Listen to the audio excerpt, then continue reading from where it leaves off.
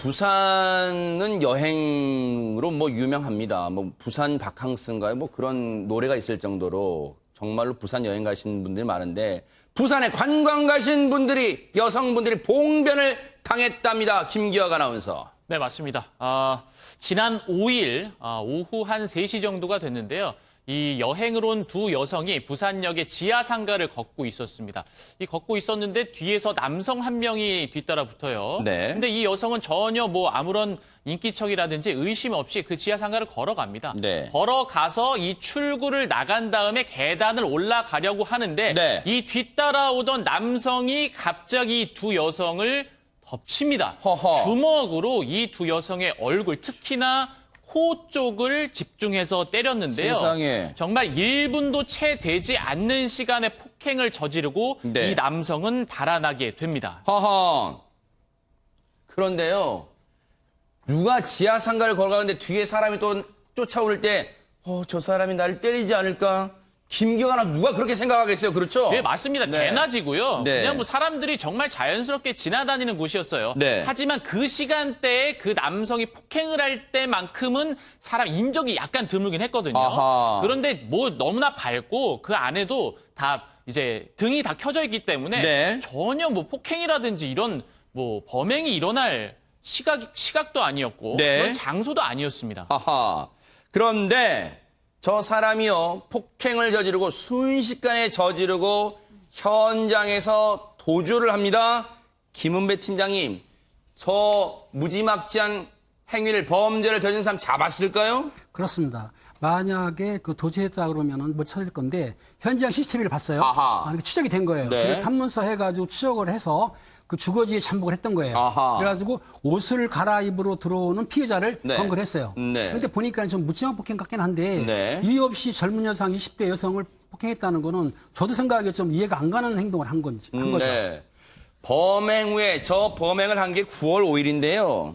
경찰이 요즘은 정말 많은 도움을 주는 것 같아요. CCTV를 쭉 따라서 동선을 파악했고 주거지에서 사흘 만에 주거지에서 이 남성을 붙잡았다고 하는데 임방글 변호사님 이제 이유를 들어야 되는 거 아닙니까? 대체 왜 이런 짓을 저질렀답니까?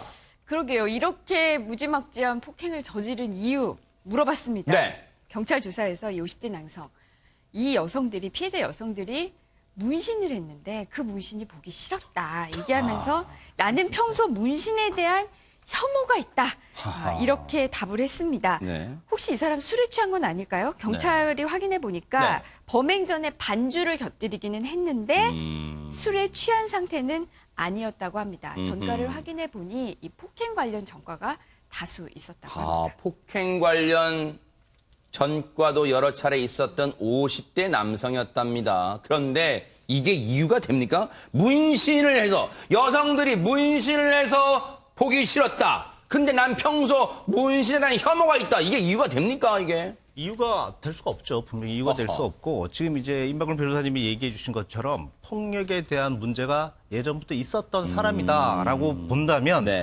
약간의 제 느끼기에 네. 묻지마 폭행은 맞는 것 같고요. 네네. 그리고 약간의 폭력성이 병적인 폭력성도 있다라고 보여집니다. 다양한 부분들이 있지만 이제 폭력의 증상이라는 게 사실 뭐 바로 나타나는 건 아니고 네. 과거부터 들어가서 어릴 적에 어떤 폭력에 대해서 계속 지속적으로 어떤 폭력을 받았다면 네. 이 가해자가 직접적인 또 누구에게 화풀이하는 네. 대상을 만들어서 폭력을 하는 상황이 있거든요. 네. 이런 것들 저희들이 이제 묻지마 폭행이라고 얘기를 하는데 네. 이런 상황에 조연이나 망상에 대한 부분도 같이 포함이 돼 있습니다. 아하. 그렇기 때문에 제가 봤었을 때는 뭐 폭력에 대한 기질이 분명히 있지만 네. 그런 병적인 부분들에 대해서도 저희들이 한번 체크를 해봐야 되지 않을까 뭐 네. 그렇게도 한번 생각해 봅니다.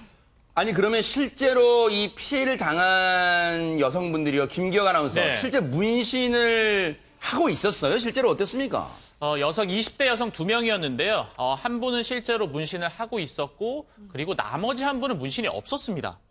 그러니까 이 남성이 진술에서 문신이 보기 싫어서 그랬다고 하는데 이게 이제 말이 안 된다는 거예요. 그러니까 피해자 여성이 이야기하기로는 네. 그 주장은 말도 안 되고 솔직히 말해서 문신은 우리만 했냐. 그 주변에도 또 이게 남성분들도 문신을 많이 하는데 그러면 우리가 만약에 남성이었다면 이 남성이 우리를 와서 때렸겠냐. 네. 이런 주장을 또 하고 있는 거고 네. 그 피해를 당한 여성 중 한 명은 또 임신 상태였습니다. 세상에! 네, 임신 상태였는데 이 두 여성이 정말 그 계단에서 피를 이제 철철 흘리고 있는 모습이 아이고. 저희가 포착을 할 수 있었는데 이 임신한 상태에서 정말 아기가 좀 잘못되지 않았을까라는 걱정도 좀 하게 됩니다. 그러니까요. 정말로 이거 아이가 정말 물론 그 여성분도 걱정됩니다만 복중 태아가 정말 너무너무 걱정되는 상태였어요. 그런데 임방글 변호사님, 지금 이 피해 여성분들의 말에 일리가 있는 게 문신이 싫다면 지나다니는 남자, 건장한 남자를 문신하는 사람들을 때려야 되는 거 아니야? 이런 얘기를 하고 있습니다. 그러니까 그런 얘기가 나오고 있어요. 우리가 앞서서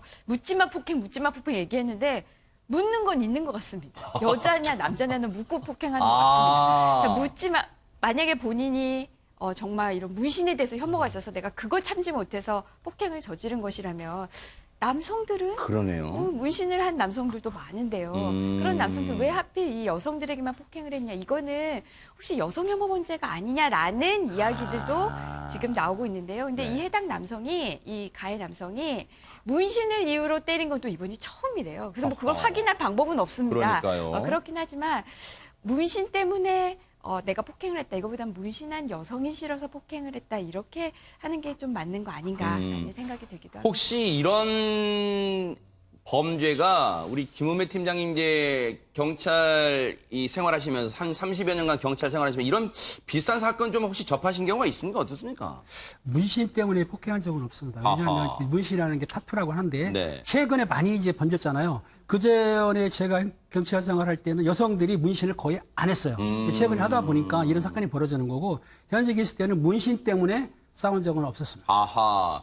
그런데 요즘 뭐 이제 길 가시다 보면은 문신 하시는 여성분들 보면은 쉽게 말하면 귀요미 버전으로 많이 하시잖아요. 뭐야 막 우락부락한 뭐가 용이 춤추고 호랑이 춤추고 그런 문신은 아니잖아요, 여성분들. 그런데 그런 문신이 혐오스럽다고 이런 폭행을 저지른다는 게 가당키나 한 일입니까? 그런데 강성신 변호사님, 예. 이 남성의 어떻게 보면 변명이라고 하는 것도 정말 이해가 되지 않아요.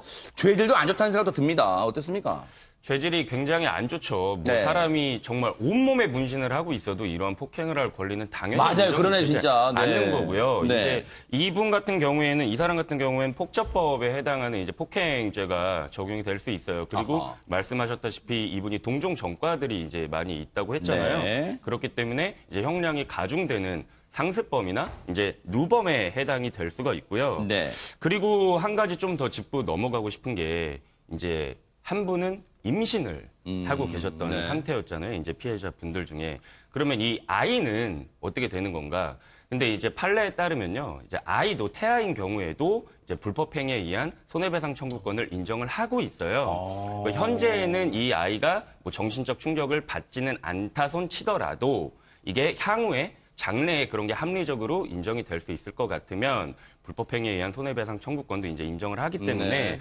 아이가 만약 잘못되기라도 한다면 물론 그러면 되지 않아야겠지만 역시나 법적 책임을 물을 수 있는 방법은 있습니다. 진짜 이 사람 큰 범죄를 저질렀어요.